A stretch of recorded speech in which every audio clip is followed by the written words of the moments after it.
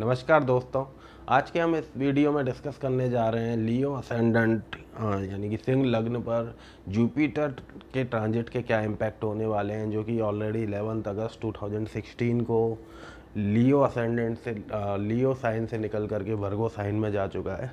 तो लियो असेंडेंट के लिए जुपिटर सेकंड हाउस में आ रहा है, तो इसके क्या क्या इम्पैक्ट होने वाले हैं वो हम डिस्कस करेंगे। और जैसा कि आप लोगों को पता है, अगर आप मेरे पहले वीडियोस देख चुके हैं, तो मेरे जो भी ट्रांजिट के इफेक्ट जो मैं बताता हूँ या जो भी हॉरोस्कोप बताता हूँ वो लग्न के हिसाब से बताता हूँ, असेंडेंट के हिसाब से बताता हूँ, ना कि चंद्र राशि या सूर्य राशि के हिसाब से। और मेरा मानना है कि लग्न के बेसिस पे जो प्रिडिक्शन होते हैं या जो इम्पैक्ट हम देखते हैं वो चंद्र राशि या सूर्य राशि से ज़्यादा एक्यूरेट होते हैं। और ऐसा मैं क्यों मानता हूँ, ये मैंने अपने इंट्रोडक्शन वीडियो में डिटेल में समझाया हुआ है। उसमें मैंने ये भी समझाया है कि चंद्र राशि, सूर्य राशि और लग्न में क्या डिफरेंस है और क्यों हमें लग्न को ज़्यादा प्रायोरिटी पर कंसीडर करना चाहिए। तो आप वो मेरा इंट्रोडक्शन वीडियो देख सकते हैं, उसमें सारी डिटेल बताई गई हैं। उसके अलावा दूसरा पॉइंट ये है कि अगर आप गुरु ग्रह की महादशा, अंतरदशा या प्रत्यंदशा भोग रहे हैं या वो चल रही हैं, तो आप ये फील करेंगे कि इस ट्रांजिट का इफ़ेक्ट आपको ज़्यादा दिखेगा, या जो भी हम पॉइंट्स अभी डिस्कस करेंगे उसका इफ़ेक्ट आपको ज़्यादा दिखेगा। क्योंकि आपको पता है कि जिस भी ग्रह की महादशा या अंतरदशा या प्रत्यंदशा चल रही है, तो उससे रिलेटेड ज़्यादा इम्पैक्ट हमें दिखाई देते हैं हॉरोस्कोप में। तो अभी हम बात करते हैं कि जुपिटर जो कि आपके सेकंड हाउस में मूव हो रहा है, वर्गो साइन में मूव हो रहा है, तो उसके क्या इम्पैक्ट होने वाले हैं इस पर्टिकुलर 13 महीने में, 11 अगस्त 2016 से 12 सितंबर 2017 तक। तो सबसे पहले जब गुरु वर्गो साइन में आता है, तो गुरु के खुद के सिग्निफिकेंट जो भी हैं, फॉर एग्जांपल इंटेलिजेंसी, वो वर्गो साइन में आ गई। मतलब वर्गो साइन के सिग्निफिकेंट क्या है? Decision making and analysis.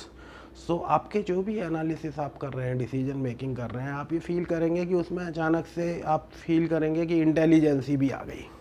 तो आप डिसीजन मेकिंग करने में आपको आसानी रहेगी, आप अच्छे से चीज़ों को एनालिसिस कर पाएंगे और अच्छे डिसीजन ले पाएंगे। तो ये तो पहला इम्पैक्ट।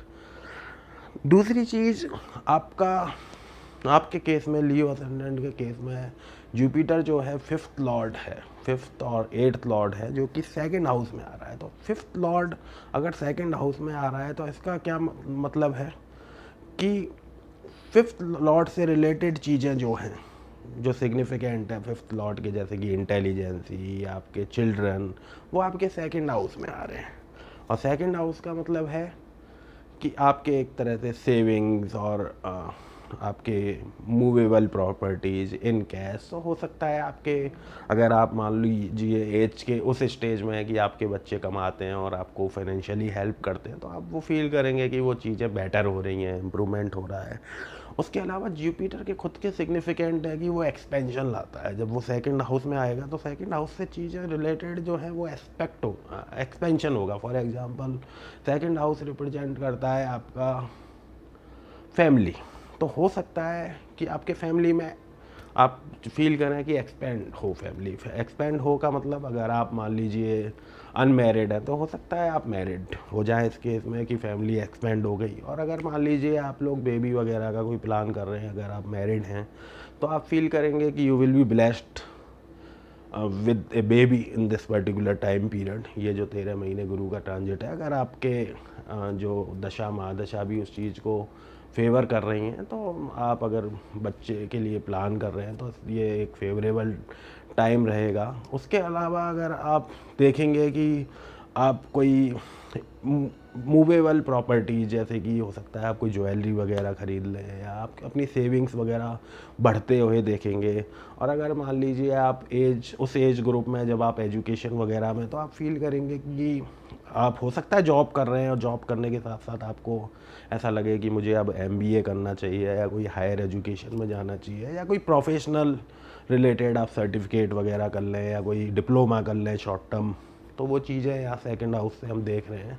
बाकी उसके अलावा जब आपका एट्थ लॉर्ड, जुपिटर आपका एट्थ लॉर्ड भी है, वो भी सेकंड हाउस में आ रहा है।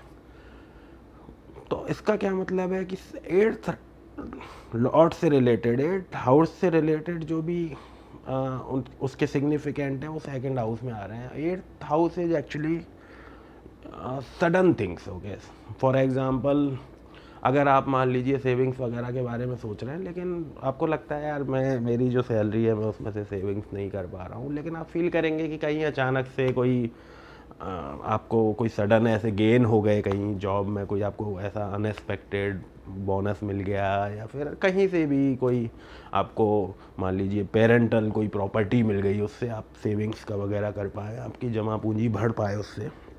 ठीक है, तो ये भी चीज़ यहाँ से हम देख रहे हैं।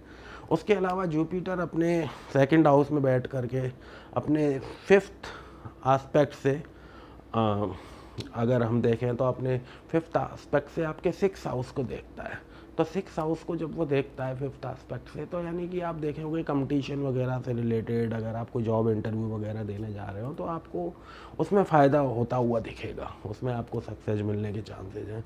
और अगर आप देखें कि जुपिटर सेवन्थ एस्पेक्ट से आपके एट्थ हाउस को देखता है, यानी कि आपको कोई पेरेंटल प्रॉपर्टी वगैरह या इस तरह के कोई सडन गेन्स होने के चांसेस हैं जो आप उम्मीद भी नहीं कर रहे थे। और बाकी अगर हम देखें इसके अलावा जुपिटर अपने नाइन्थ एस्पेक्ट से आपके टेंथ हाउस को देखता है, जो कि आपके कैरियर का हाउस है। तो उसमें भी वो एक्सपेंशन लाता है, यानी कि कैरियर में आप कोई प्रमोशन वगैरह उम्मीद कर सकते हैं, या इस तरह की कोई इम्प्रूवमेंट हो कैरियर से रिलेटेड। तो ओवरऑल ये जुपिटर के ट्रांजिट के इम्पैक्ट्स हैं। तो इस वीडियो में हम इतना ही डिस्कस करते हैं। आगे आने वाले वीडियोस में हम दूसरे प्लैनेट के ट्रांजिट के बारे में डिस्कस करेंगे, ईयरली मंथली हॉरोस्कोप डिस्कस करेंगे, और अपने जो एस्ट्रोलॉजी सिखाने के वीडियोज़ हैं वो रेगुलरली बनाता रहूँगा। तो प्लीज़ आप मेरे चैनल पर सब्सक्राइब करें, सो दैट आप जब भी मैं कोई नया वीडियो अपलोड करूँगा आपको नोटिफिकेशन वगैरह मिल जाए। उसके अलावा अगर आपको मेरा ये वीडियो पसंद आया तो प्लीज़ लाइक बटन हिट करें, और उसके अलावा आप ये वीडियो आप अपने फ्रेंड्स और रिलेटिव्स वगैरह के साथ भी शेयर कर सकते हैं। तो हम अगले वीडियो में बात करें, तब तक के लिए धन्यवाद। Take care.